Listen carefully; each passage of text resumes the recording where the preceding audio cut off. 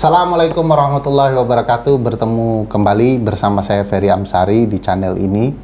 Kali ini kita ketemu tamu teman sendiri, Dudi Agung Trisna. Apa kabar, Pak? Assalamualaikum warahmatullahi wabarakatuh. Oh, waalaikumsalam. Sehat ya kayaknya? Alhamdulillah sehat, Bapak ahli yang sering muncul di MK sekarang. Iya. Mentang-mentang sudah menang perkaranya ya. Alhamdulillah ya. Kita mau cerita nih soal pengalaman selama di Mahkamah Konstitusi, sidang-sidang kemarin. Rame ya? Sangat rame sekali. Ada 300-an perkara ya? 300 seluruh perkara. Indonesia. Seluruh Indonesia. Dan lolos dismissal sekitar 40-an. 40 lolos dismissal, 270 tidak lolos, 310 perkaranya masuk. Mantap. Nah, saya mau mulai dari pertanyaan dulu. Apa sih yang unik-unik selama proses persidangan kemarin terjadi? Rame seperti pasar itu, apa yang biasanya makin rame orang banyak yang unik kan? Yang jelas yang jual kopi di MK untung banyak ini sekarang. Rame ya, Sabang sampai Merauke. Sabang sampai Merauke. Dan parkiran di Kopinako penuh, itu udah pasti. Tempat parkir di MK karena kan nggak bisa parkir ya. Iya. Ada restoran baru saya lihat tuh. Di belakang kampung kecil itu ya. Kampung kecil belakang. Ini bukan promosi kita ya. Bukan promosi. Juga tidak ada yang masuk ke kita. Iya. Ya, tempat minum di MK ada box yang warna kuning itu ya. Penuh, itu laris tuh ya. Laris banget. Samping itu. Gedung baru itu ya. Gedung 2. Gedung 2 namanya. Ya. Walaupun MK juga menyediakan kopi dan makanan kecil ya, makanan ringan yang memang sangat ringan sekali itu. Keripik-keripik gitu. Tapi tetap ramai. Ya, antusiasnya banyak sekali sih, pendukung-pendukung juga ikut gabung di situ.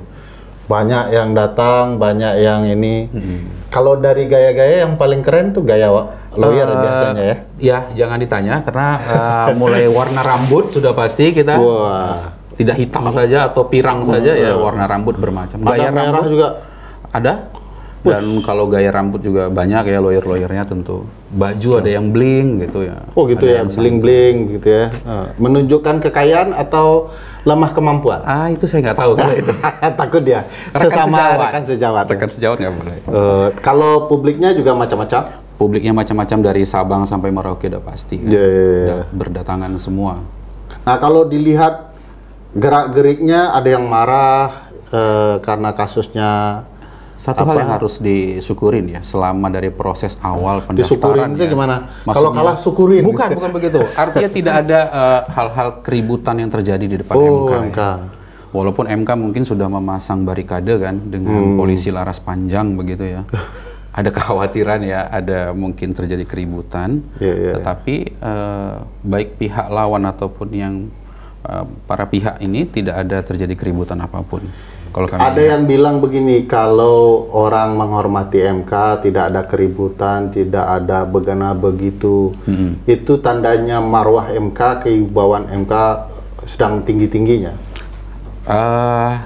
Saya yang bersidang ya, baik di pengadilan negeri ataupun di MK, memang mohon maaf sedikit berbeda di MK bersidangnya. Memang waktunya lebih tepat. Waktu lebih tepat, proses itu semua terukur memang. Dari mulai mengantri, dari mulai memasukkan berkas dan komitmennya itu. Misalnya ini saya contohin, ngambil nomor antrian paling terakhir jam 4 sore. Tetapi kalau baru terlayani sekitar jam 11 malam, ya MK tetap melayani. 11 malam? Yes. Gila. Ada bahkan yang sampai jam 12 malam, saya lupa dari kabupaten mana begitu. Saya pagi ini jadi ahli jam 8. Tang jam 8 mulai. Masuk hakimnya ke dalam ruangan sidangnya. Ada di pengadilan di Mexico City ya. Saya datang. Jam 11 sidangnya jadwalnya. Jam 4 baru sidang. Sudah hilang apa yang mau disampaikan, beruap deh. Spill lah nama pengadilannya apa? Nah, di Mexico City. Di Mexico City. Di Mexico City, jauh. Kalau di MK tepat ya soal waktu itu? Sangat tepat waktu sekali. Sangat tepat waktu sekali, kita khidmat ya. Karena kita duduk di dalam ruangan nih ketika sidang. Ya namanya kita kan juga lawyer dari daerah juga ya. Gitu apa ya. Dari daerah mana? Saya dari Medan Pak, Sumatera Utara Pak. Si Toli-Toli? Enggak, itu beda lagi. Beda lagi ya? Jangan pernah nampak matanya tertutup atau ngantuk Pak gitu. Langsung ditegur. Langsung ditegur gitu. Apalagi bermain handphone gitu, langsung ditegur gitu Pak. Kalau hakim masuk kita berdiri, hakim menghormati forum, kita juga menghormati forum ya. Kita menghormati forum.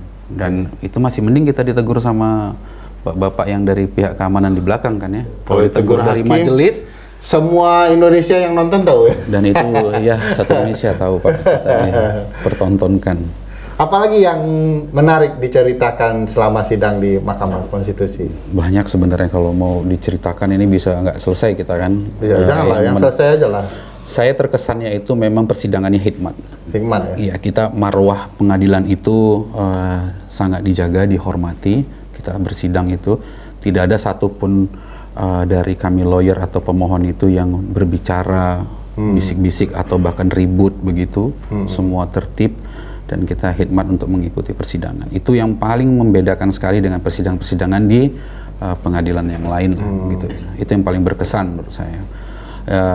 Jam sekian kita mulai, ya sudah datang jam sekian, 1 jam sebelumnya bahkan diharuskan, tidak boleh telat karena hakim pun tidak telat untuk masuk ke dalam ruang. Kita nggak juga boleh serampangan masuk ruang sidang, tidak boleh karena harus ada absensi yang harus kita penuhi, dilapor dulu. Hanya pihak-pihak yang terkait yang bisa masuk ruang persidangan. Penonton bisa menonton di ruangan sendiri, tertentu disediakan, fasilitasnya disediakan, menonton begitu.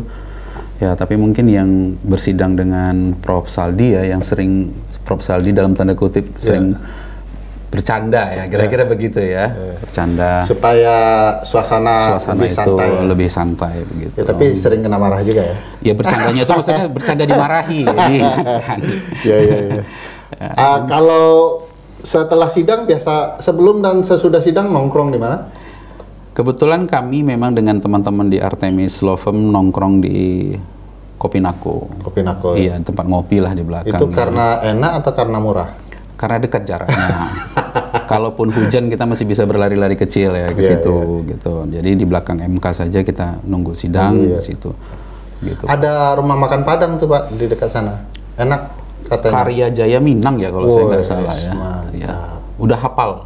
Udah kenal kami sama yang Tapi punya. kalau tempat makan yang lebih memasyarakat itu di gedung 2 itu, di bawah parkiran motor. Gedung 1. Gedung 1. Gedung 1, Pak. Udah dirubah Pak, itu gedung 1 sekarang. Sana yang gedung 2-nya. Kalau yang Kementerian Desa jadi gedung berapa? Pak. Gedung 3. Itu saya belum pernah Pak masuk ke situ. Gedung baru juga Pak. Iya. Ya banyak hal ya. Kalau di depan itu nggak ada kafe yang di samping itu yang warna kuning itu aja ya. Warna kuning itu aja yang box itu. Yang pakai box itulah cuma kafe. Apa hal-hal yang menarik lainnya mau diceritakan soal MK? Untuk tahun 2024 ini ya, seperti 2025 inilah perkara-perkara yang masuk ke MK itu, yang lolos pada proses dismisal itu, kalau kami perhatikan ya, kami melihat selain dia memang lolos dari pasal ambang batas 158 tentunya, syarat formil ya, 58, itu yang lolos itu adalah yang memang terkait dengan persyaratan pencalonan. Sepertinya MK sedang trennya seperti itu. MK melihat kalau memang ada masalah di dalam proses pencalonan, persyaratan pencalonan, nah MK itu tertarik untuk masuk ke dalam pokok perkara. Nah itu sekarang yang sedang diperiksa semua ini dalam. Ada kejadian-kejadian unik ya, MK itu mau membidas keunikan-keunikan itu. Ada di Bengkulu Selatan, dia sudah 2,5 tahun tapi masih bisa mencalonkan. Sudah dua periode tapi tetap mencalonkan juga. KPU bersikeras dengan sikapnya begitu ya. Dan kebetulan memang juga lolos dari ambang batas, ya, masuk perkaranya. Tapi di tempat lain juga, di kabupaten lain saya lupa, masalah 2 periode juga begitu, lolos juga di proses MK. Bahkan ada syarat-syarat seperti surat keterangan pidana begitu ya pada saat pencalonan. Nah itu juga MK meloloskan itu untuk diperiksa ke pokok perkara. Kasusnya cukup variatif ya? Variatif. Ada yang betul-betul pernah terpidana. Iya, ada yang hanya kesalahan surat keterangan pidananya, nomornya begitu ya, tapi masuk. Ada yang dia dipidana cuma 2 bulan 24 hari, tapi tidak pernah dipidana badan gitu Dipidana badan, lalu keluar keterangan dari pengadilannya mencabut surat yang lama, mengeluarkan surat yang baru, keterangannya soal esensi pemidanaan dan segala macam. Hal-hal yang begitu-begitu menarik. Tapi bagi MK itu karena terkait dengan syarat pencalonan, masuk pada pokok perkara akhirnya. Banyak orang mengatakan kalau bersidang di MK menambah pengetahuan kita. Benar nggak itu ya? Bagi saya iya. Memang ingin kita lebih belajar, ingin lebih menyampaikan secara baik sudut pandang kita ya. Karena begini ya, kalau kita baca putusan-putusan MK itu menariknya adalah dari segi pertimbangan-pertimbangan MK. Penafsiran MK terhadap satu pasal, satu teori begitu. Kan dia menjelaskan, misalnya saya contohin begini, terhadap masa jabatan kepala daerah. Diperdebatkan apakah masa jabatan itu dihitung pada saat dia dilantik, menerima SK, atau pada saat dia sudah mulai ditunjuk menjadi PJ atau PLT.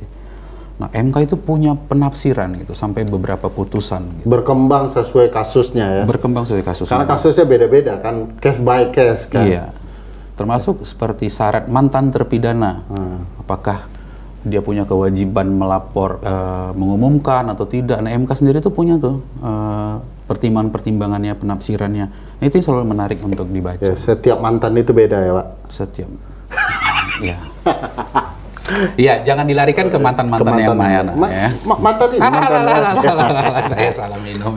Ini kenapa belum ada lawakan Anda Sri Mulat betul. Lambang-lambang apanya? Biasanya di podcast tempat lain sudah ada ubur-ubur ikan lele minimal. Oh iya, yang baru ya, ubur-ubur ikan lele. Hati-hati le. Hati-hati le. Ya. Bapak gimana pengalamannya selama jadi ahli di tahun 2025 ini? Ya menarik, banyak ya. Cuman kan memang waktu karena ini speedy trial ya. Nah, semua itu dia. Capek, cepat, letih. Ya, tapi ya sama-sama dikerjain, semua selesai lah. Nah, itu dia yang mungkin bisa kami kawan-kawan yang melihat harus ada sedikit pertimbangan. Jangan kencang-kencang betul ya. Jangan speedy, tapi ya jangan flash speedy, ya. Karena mau ngejar masa pelantikan ya oke, tapi jangan semuanya jadi speedy begitu ya. Terutama juga untuk kawan-kawan yang mungkin berada di daerah timur. Oh iya.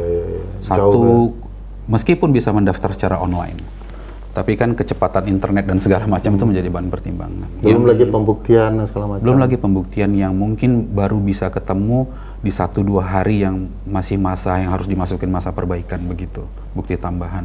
Nah, kawan-kawan yang berada di daerah timur itu kan memiliki problem lah kita bilang. Itu harusnya bisa jadi jauh ya. Pertimbangan di dalam peraturan MK yang nantilah yang terbaru begitu ya bagi kawan-kawan itu. Gitu. Hukum acara disempurnakan, diperbaiki lagi. Ya. Menurut kami begitu. Hukum acara MK harus disempurnakan dan ya hendaknya mungkin bisa dibuat ya dalam bentuk yang sudah jadi ya, nggak berubah-ubah. Agar seragam ya, orang paham apa langkah-langkahnya. Ya mudah-mudahanlah semua proses mencari keadilan menemukan keadilannya.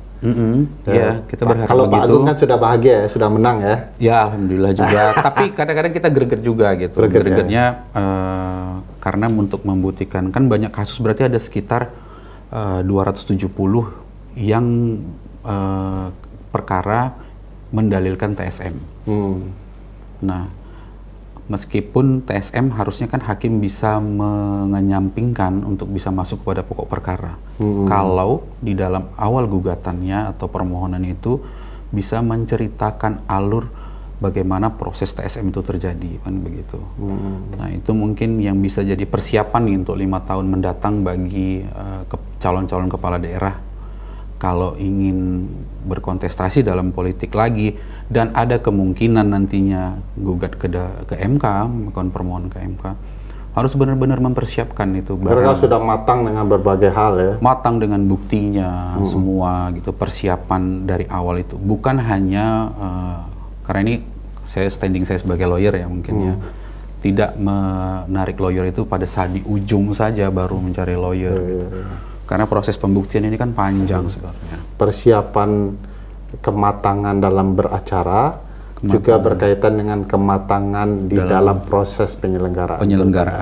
Jadi lawyer mestinya kan sudah harus ikut memetakan kecurangan alat bukti sedari awal, bukan dadakan ya. Meskipun Bang Ferry sendiri yang bilang bukti di pemilu ini berbeda dengan pidana ya cara pembuktiannya. Tetapi bagaimanapun juga kan harus dikumpulkan tuh dari awal semuanya begitu. Sehingga hakim MK itu yakin, wah iya ini sepertinya ada TSM-nya yang harus kita buktikan dan harus masuk ke pokok perkara.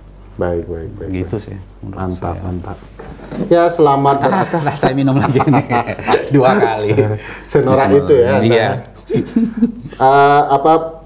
Terima kasih Mas Dudi Agung Trisna, kita sudah mendapatkan berbagai masukan, bukan masukan ya, cerita-cerita unik, cerita pengalaman unik selama berproses dan berperkara di Mahkamah Konstitusi. Mudah-mudahan ada manfaatnya. Sidang di MK masih berlanjut. Mudah-mudahan kita bisa cerita-cerita lagi soal ini. Lagi nanti dari teman-teman yang lain di Artemis Law Firm juga bisa cerita lagi. Tentu paling banyak cerita-cerita dari kawan-kawan yang lain itu. Kalau sudah ngumpul aneh-aneh keluar ya. Iya, ada yang berdebar-berdebar menunggu di luar ini hasilnya apa ya begitu ya. Oke, makasih. Assalamualaikum warahmatullahi wabarakatuh. Waalaikumsalam.